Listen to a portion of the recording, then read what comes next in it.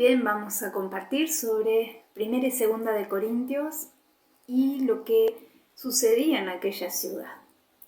Cuando el apóstol Pablo llega a la ciudad de Corinto, lo hace en el año 52 después de Cristo aproximadamente, en su segundo viaje misionero. Corinto estaba situada en el istmo de Corinto, justo en un lugar de paso muy estratégico, uniendo al sur la península del Peloponeso y al norte el resto de Grecia. Era una ciudad muy importante en lo que respondía al comercio y por lo tanto había muchos viajeros que pasaban por aquel lugar. Aparte de griegos, había judíos también y mucha gente que venía de otros lugares. Y bueno, se juntaban todos ahí. Por lo tanto, era una ciudad bulliciosa, bastante bulliciosa y muy moral, muy libertina, muy atrevida, muy caída, ¿sí? Bien, ¿por qué? Ahí está el punto. Ellos adoraban, tenían el templo al sur de la península del Peloponeso de la diosa Afrodita, la diosa del amor y la fertilidad, por lo que las sacerdotisas, cerca de 1000 había, le adoraban, le rendían culto practicando la prostitución, ¿sí? Y esto era muy común y era normal y natural para ellos. Esto también se trasladaba a la vida social de los corintios y también a la vida religiosa. Entonces, al conocer a Cristo, tuvieron muchas cosas, muchas formas de pensar que Dios tuvo que ir cambiando. Por eso se puede leer en las epístolas todas las enseñanzas, exhortaciones y correcciones que hace el apóstol a la iglesia. Por ejemplo, en 1 Corintios capítulo 5:1 les habla y les dice: de cierto se oye que hay entre vosotros fornicación, y tal fornicación cual ni aún se nombra entre los gentiles, tanto que alguno tiene la mujer de su padre. Cometían, por ejemplo, ese tipo de pecado, ¿no? No llegaba a incesto, pero sí era dentro de la familia. Después, en el capítulo 6, encontramos del verso 9 en adelante, también hablaba de los pecados sociales como el adulterio, la lascivia, y sigue enumerando ahí más. En el capítulo 10 también encontramos, en cuanto a la fornicación, en cuanto a la idolatría, en el capítulo 7 también encontramos, en 2 de Corintios capítulo 7, versículo 1, encontramos que Pablo les está animando a limpiarse de toda esa contaminación para poder perfeccionar la santidad en el temor de Dios. Pablo constantemente les está animando a que transformen su vida como a Cristo le agrada y está luchando contra este deseo de hacer lo que me parece que está bien, lo que me da felicidad, el libertinaje, la naturaleza, hacerlo natural porque es parte de la naturaleza lo que ellos traían de antemano en sus conocimientos. Si bien ellos se jactaban de ser muy sabios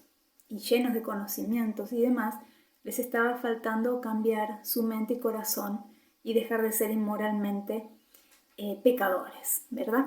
Bendiciones. Yo les voy a estar hablando de las olas filosóficas en la primera carta de los Corintios. ¿Sí? Es interesante cómo los filósofos, a través de sus pensamientos, de sus ideas y de su sabiduría, influenciaron a la iglesia en los Corintios. También es interesante ver cómo el apóstol Pablo tiene que estar marcando los errores que había dentro de los creyentes y la manera de corregirlos y nuevamente traerlos al camino de la verdad. ¿Sí? Yo este material lo dividí en 5 puntos, que fueron los que me parecieron más interesantes dentro de la primera carta de los Corintios. Y el primer punto que quería tocar es que los griegos tenían las diatribas, ¿no? Esa forma de discurso, esa oratoria fuerte con la que usaban palabras elocuentes, palabras que uno se daba cuenta que era una persona que estaba preparada.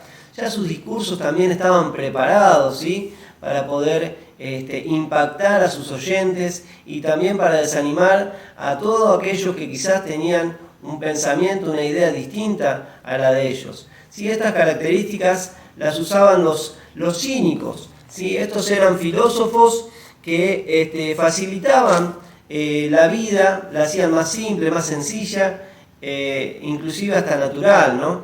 También los estoicos estaban allí, que pretendían alcanzar la felicidad alejándose de las cosas mundanas, ¿no? Alejándose del mundo, ¿sí?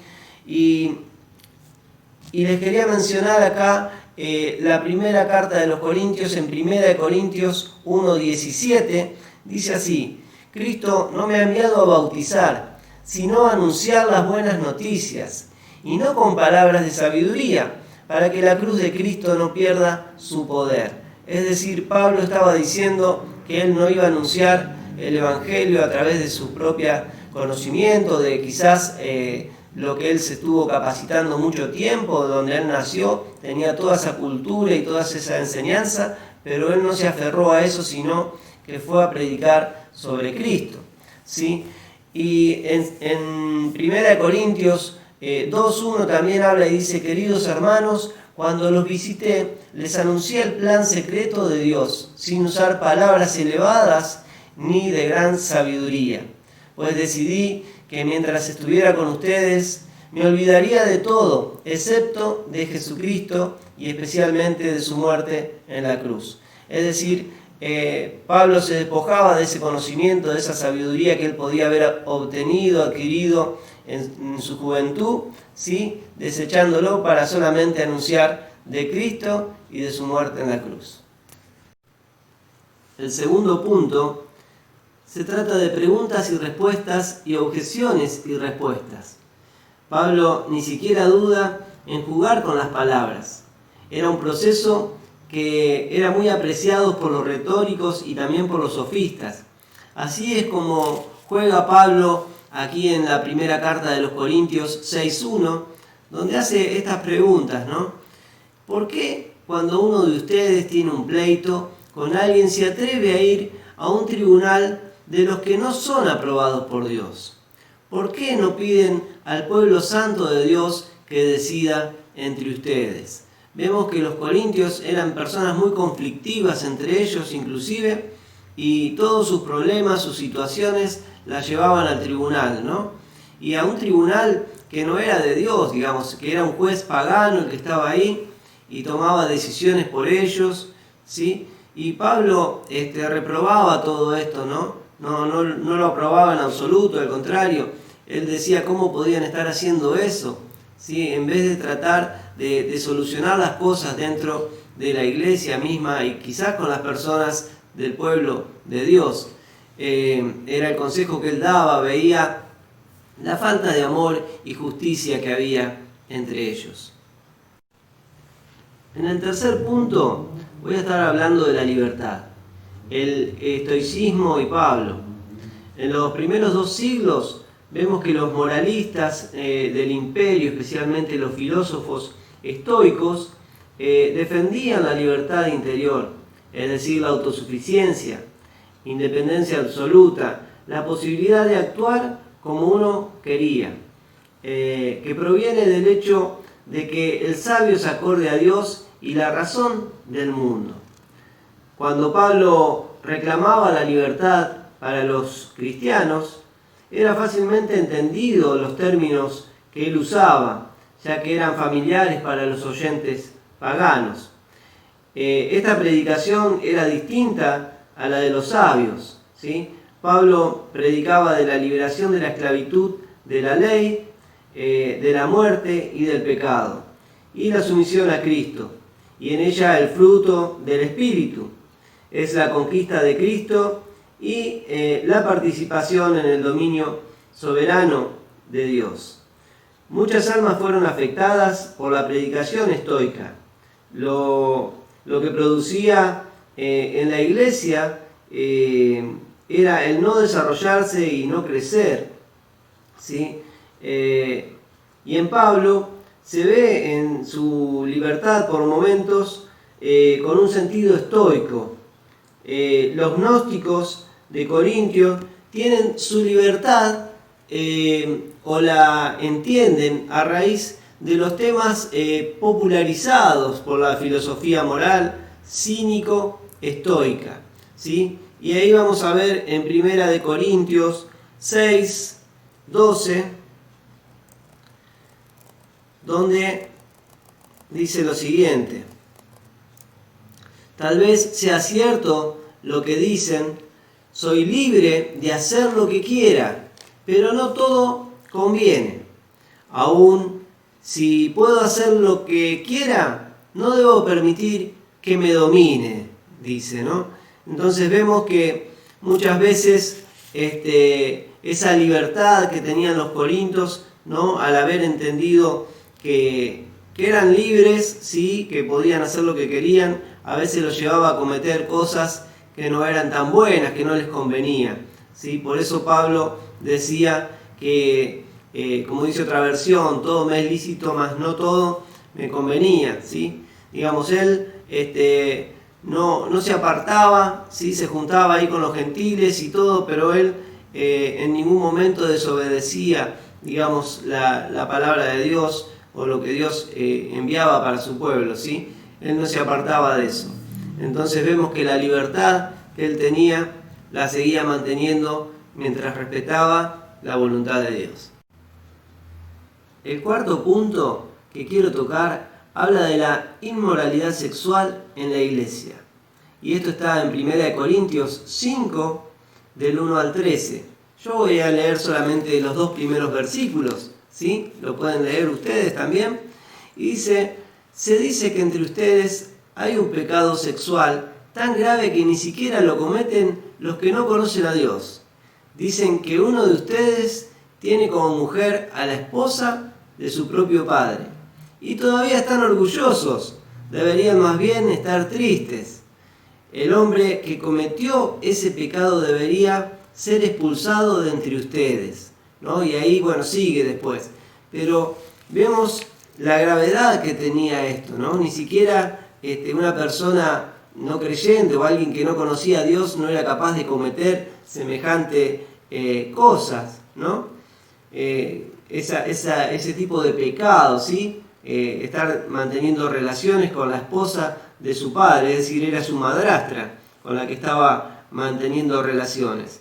Vemos, si bien aquí se menciona al hombre que estaba cohabitando con su madrastra, en el capítulo 6 del 12 al 20 el apóstol se refiere más claramente al tema antes mencionado.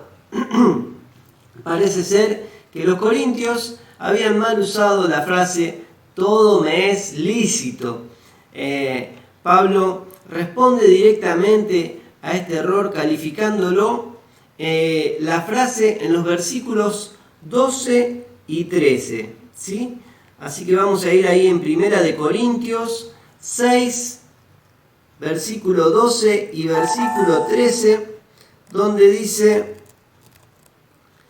tal vez sea cierto lo que dicen, soy libre de hacer lo que quiera, pero no todo conviene. Aun si puedo hacer lo que quiera, no debo permitir que me domine. Y en el 13 dice, también dice que la comida es para el estómago y el estómago para la comida. Estoy de acuerdo. Y Dios destruirá las dos cosas. Pero el cuerpo no es para cometer pecados sexuales, sino para el Señor. Y el Señor es para el cuerpo. Los corintios creían que cualquier conducta sexual les era permitida ahora que Jesús había venido. Es decir, ahora tenían licencia para comportarse como ellos querían. Total, ya habían aceptado al Señor. Sí, ahora también podemos ver varios pecados sexuales que habían caracterizado a los corintios en el capítulo 6, ¿sí? Y antes de su venida a Cristo.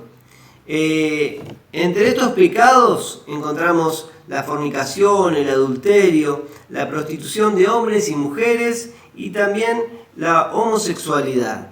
Si bien no era un hecho que todos los creyentes cometieran pecados de inmoralidad sexual, es probable que entre ellos hubiera algunos que aún practicaban estas actividades.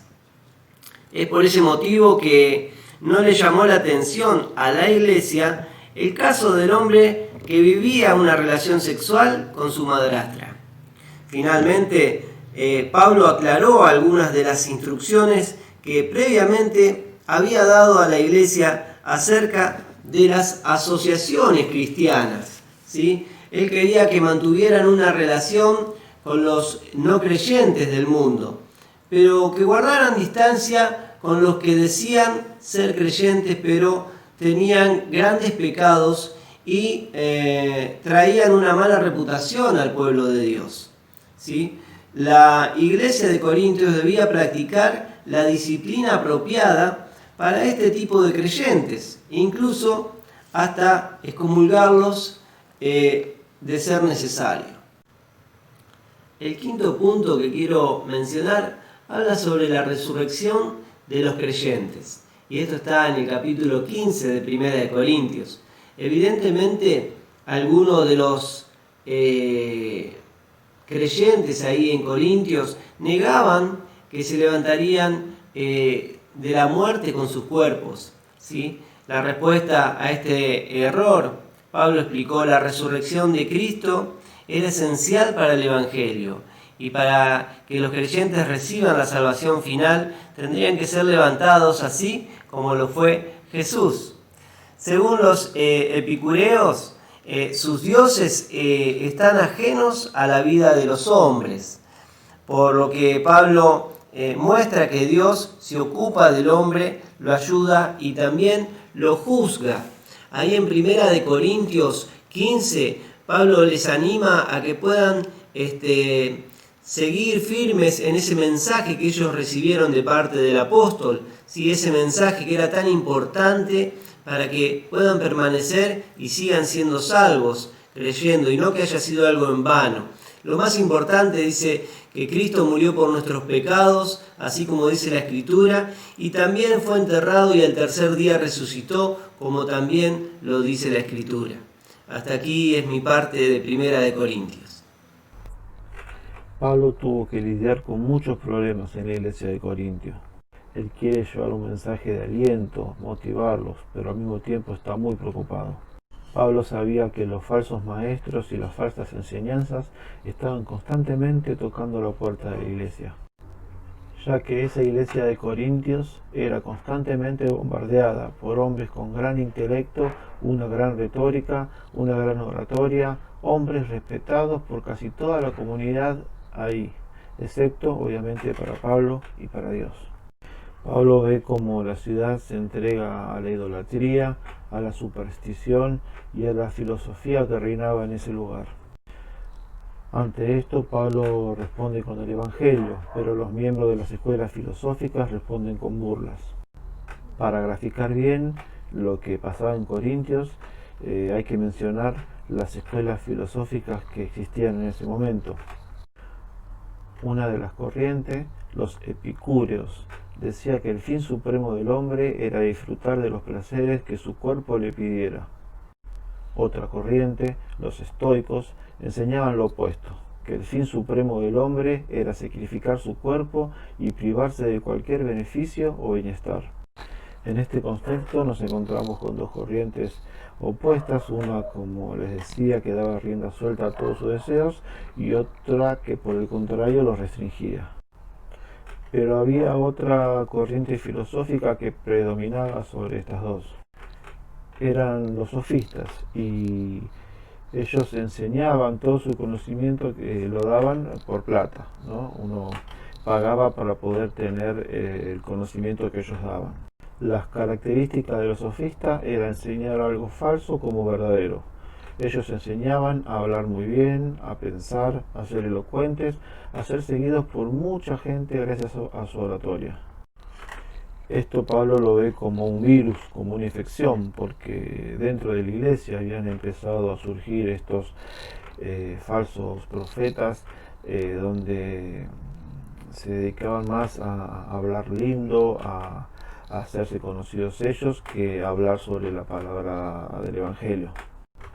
Estos falsos maestros, en vez de hablar del mensaje de salvación, del evangelio de salvación, empezaron a hablar sobre cosas que agradaban a la gente, cosas que agradaban a las audiencias y que llenaban la iglesia. Y el problema era que la gente que iba a estas reuniones no salía dando gracias a Dios, sino impactados y sorprendidos por el carisma de estos predicadores, a lo cual Pablo obviamente se opone una y mil veces. Pablo se niega a negociar con la verdad, porque sabía que la única forma por medio de la cual todas las personas podían llegar a Cristo era a través del Evangelio, el Evangelio de salvación. Para finalizar, decirle que Pablo nos recuerda que las verdades bíblicas pueden derribar doctrinas, conductas y actitudes fuertemente arraigadas que reflejan filosofías humanas.